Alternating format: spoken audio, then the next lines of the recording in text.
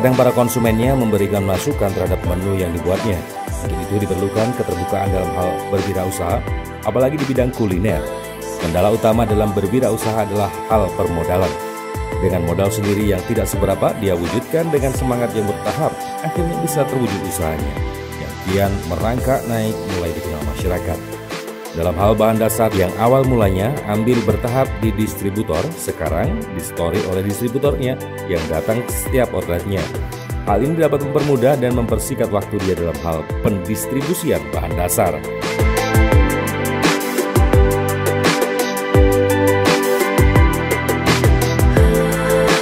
Dari konsumen sendiri ada mas, kadang itu gimana ya, mereka itu saling itu mas, nyocokkan harga, nyocokkan rasa. Mas saya beli di sana kok rasanya kurang, akhirnya kadang ke sini. Kadang ada yang komplain juga, mas di sini rasanya kurang, kita perbaiki. Tapi rata-rata komplainnya itu untuk itu mas, ngasih saran atau kritik biar saya itu bisa berdiri lagi, memperbagus kualitas sama pelayanan itu.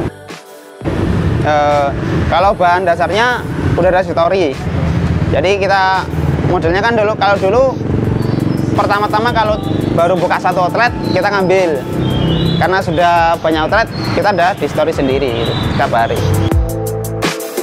Untuk menjaga rasa, dia melakukan training terhadap para mitranya untuk belajar membuat dan mengembangkan kebab nafia. Dan di setiap bulannya, Adi Marianto mengumpulkan para mitranya untuk melakukan evaluasi dari segi rasa dan kualitas menunya. Untuk menjaga kualitas rasa kan dulu, yang pertama kali saya bangun kan saya, yang tahu resep saya. Jadi para koki itu, para yang jaga outlet itu saya kumpulkan. Jadi trainingnya di saya dulu. Yang di saya sudah benar, baru nanti kita lepas di 3 outlet. Sebulan sekali kita kumpulin lagi. Ya. Terus kadang kita survei tempat, kita beli. Tapi yang beli orang lain, kita suruh, kita coba rasanya. Kalau ada perubahan, kita panggil, kita diskusi lagi. Gitu. Untuk usaha kuliner ini, Adi Marianto menjaga agar tidak menggunakan investor supaya tidak terpaku pada hutang budi dan pengembalian modal. Lebih baik modal seadanya dan dengan proses bertahap. Harapannya dalam kuliner ini adalah untuk membesarkan merek dagang Nafia supaya orang tahu bahwa kebab Nafia juga tidak kalah rasa dari kebab lainnya. Kalau kendalanya itu mas, sementara di modal.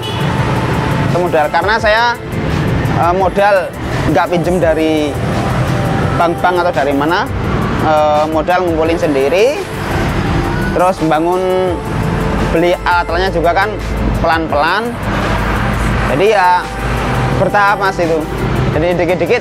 Karena saya dulu buka usaha masih kuliah, semenjak saya kuliah semester 6 itu sudah bangun usaha. Saya pernah ditawari seorang teman juga, mas saya kasih modal, besarin usaha jenengan. Saya nggak mau, karena resiko mas. Kalau kita pegang uang orang, kita suruh ngontrol, itu resikonya sangat tinggi bagi saya. Itu. Kalau dia mau, dia punya modal, saya bukain, dia yang ngurus. Gitu. Jadi satu pikiran saya fokus ke yang UMS, sama nanti ngerembok bareng-bareng sama mitra-mitra itu mas. Ya kalau ke saya itu mesti ada mas. Kadang kalau kita buka usaha, misalkan yang di UMS itu kalau hari libur kan pasti sepi mas. Nah jadi wah nggak ada pembeli. Akhirnya kita gimana cara kita? Kalau kita ngandelin yang gerobak toh tanpa kita media sosial itu jadi di tempat mas. Jadi ide-ide itu kayak ide-ide, wah posting ke sini, antar delivery, yang penting usaha tetap jalan, terus tetap kita bisa mengimbangi mas. Jadi antara pemasukan pengeluaran itu bisa klop. Ya pernah mas, kadang satu hari nggak ada pembeli, pernah. Jadi itu namanya ya sudah, karena rezeki ada yang ngatur, ya udahlah pasrah aja. Bulan depannya omset naik. Kalau masa kejenuhan biasanya main game. Kalau nggak gitu kita sosialisasi ke mana teman-teman jualan sebelah, ngobrol-ngobrol gitu. Ya cari aktivitas biar nggak bosan. Kalau bosan ujung-ujungnya udah malas jualan gitu. Makanya kita paling nggak main game. Kalau nggak main game ya udah kita ngobrol sama tetangga. Untuk harapan saya ke depan, saya ingin membangun bisnis ini lebih besar lagi itu Mas. Supaya apa?